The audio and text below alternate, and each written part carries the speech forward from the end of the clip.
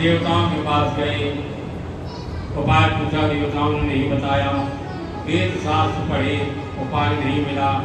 चारों जगह नारद जी घूमते रहे, लेकिन उनके जगाने का, उनकी मूर्छा को हटाने का, उनको तरुण बनाने का उन्हें कोई उपाय नहीं मिला। जब कोई उपाय नहीं मिला उनको, तब उन्होंने कहा कि अच्छा, हटाना तो उनकी मूर्छा को है ही। तो बड़े सोच में नारद जी जा रहे थे, तब तक आकाशवाणी हुई है। आकाशवाणी क्या हुई कि केवल भागवत एकिका का सत्कर्म कर।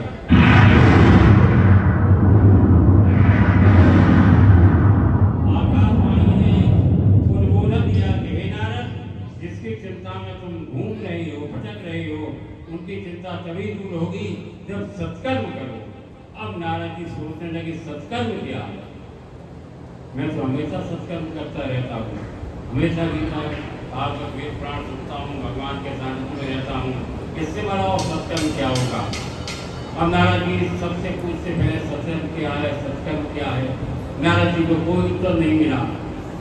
संतों की मंडली जा रही थी। नारद जी ने कहा, चलो संतों को पता होगा कि सत्कर्म क्या है।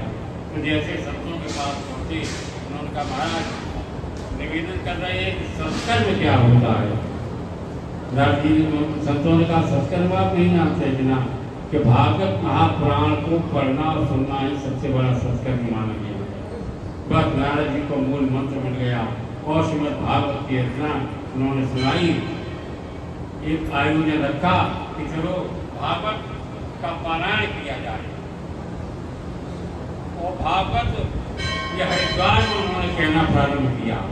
वहाँ सभी ऋषि मुनि महात्मा लोग आकर इकट्ठे हो गए, और हरिद्वार में जैसे भागवत महापुराण का प्रारंभ हुआ कि वहाँ देखा भक्ति भी अपनी दोनों तत्वों को लेकर नाचती हुई आ गई। ये भागवत कथा की महिमा है। माने बूढ़े से बूढ़े भी भागवत कथा को सुन करके तरुण जैसा महसूस करने लगते हैं। तरुण हो नहीं जाते मेरे भाई, लेकिन अपने मन में वो किसी प्रकार का क्लेश नहीं रखते हैं, किसी प्रकार का दुख नहीं रखते हैं। भगवान के चिंतन में हमेशा तरुण जैसा महसूस करते हैं।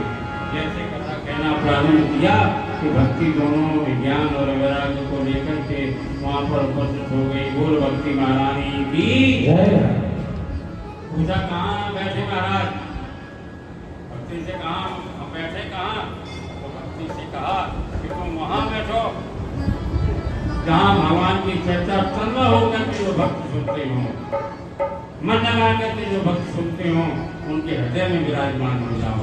तो मेरे प्यारे भाइयों, आप लोग कथा सुनते हैं, मन लगा करके निश्चित मानिए आपके हृदय में भक्ति का प्राकट्य है, भक्ति का स्थान है।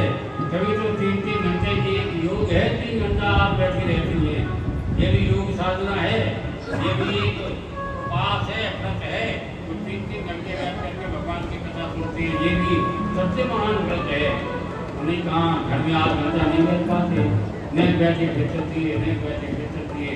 यहाँ 3-3 घंटे केवल बैठे बैठे सुनते रहते हैं। सबसे बड़ी योग साधना है, सबसे बड़ा फल इसी का है कि 3 घंटे बैठ करके जो आप भगवान के चरित्र में लीन हो जाते हैं। अरे प्रभु तो ये कहते हैं, एक घड़ी आदि में बुनियाद तुलसी संगत साथ की है।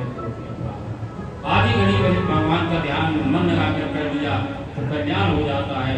आप तो 3-3 घंटे बैठे रहते हैं, क्यों नहीं कल्याण होगा? अवश्य होगा। बस प्रभु की कृपा पर बन गई। बोल कन्हैया राम की जय। एक सेठानी कथा सुनने रुक जाती थी, रोज बेचारी कथा सुनने जाए। उन्होंने एक सेठ जी से कहा कि तुम भी कथा सुन आओ, देखो कितनी बढ़िया भागवत हो रही है बिल्कुल पड़ोस में, और तुम कथा सुनने नहीं जाते हो। सेठ जी से कहा, चलो तुम जाती तो हम क्या करें जाते? कह रही हम जाते हैं तो उसका फल हमें मिलेगा, तुम जाओगे उसका फल तुम्हें मिलेगा। एक दिन तो कथा सुन कर के आओ। बेचारी जिद कर गई, हट कर गई, नहीं मानी। सेठ जी को भी जबरदस्ती अपने साथ ले गई। अब बेचारे सेठ जी कथा में चले तो गए, और जैसे गए वहां जाकर तो सो गए कथा में। और जब कथा का विराम हुआ, फिर सेठ जी को लोगों ने कहा जगो। तो सेठ जी को जैसे तैसे जगाया। उन्होंने 3 शब्द सुनवाए। ब्यास जी कह रहे थे, आओ बैठो जाओ, आओ बैठो और जाओ। बस यही 3 शब्द उन्होंने सुन पाए और सुन करके चले आए। अब सेठानी का कथा सुनी, कहाँ सुनी, मन लगा के सुनी, कहाँ मन लगा के सुनी, समझ गए कि समझ गए। अब सेठ जी ने खाना पीना खा करके घर पे आए, पलक पे लेट गए। अब सेठ जी को वही बात याद आई, आओ बैठो जाओ, आओ बैठो जाओ। ये रटते रहे, आधी रात हो गई। इतने में आया चोर, चलो जाके चुरा के लिया तो। और सेठ जैसे ही उसने सेठ जी के दरवाजा खोले, सेठ जी ने कहा आओ। चोर समझ क्या करने, अब थोड़ा चोर छटपटाना, सेठ जी ने कहा बैठो बैठो।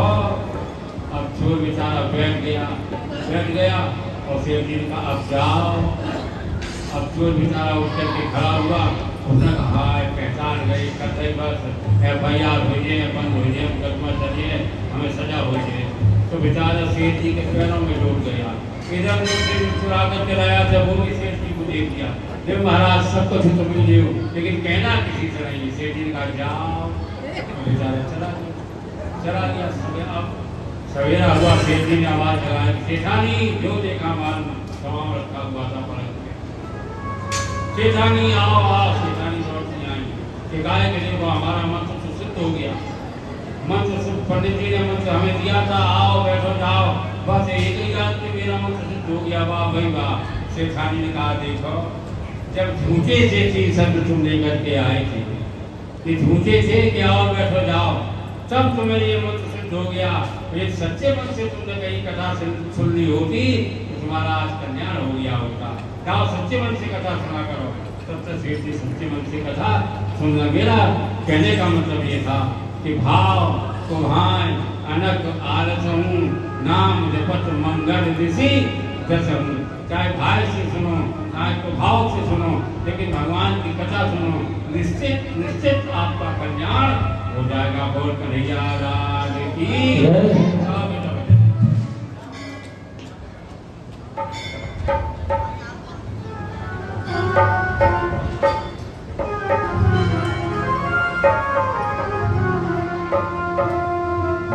बोली कन्हैया लाल की।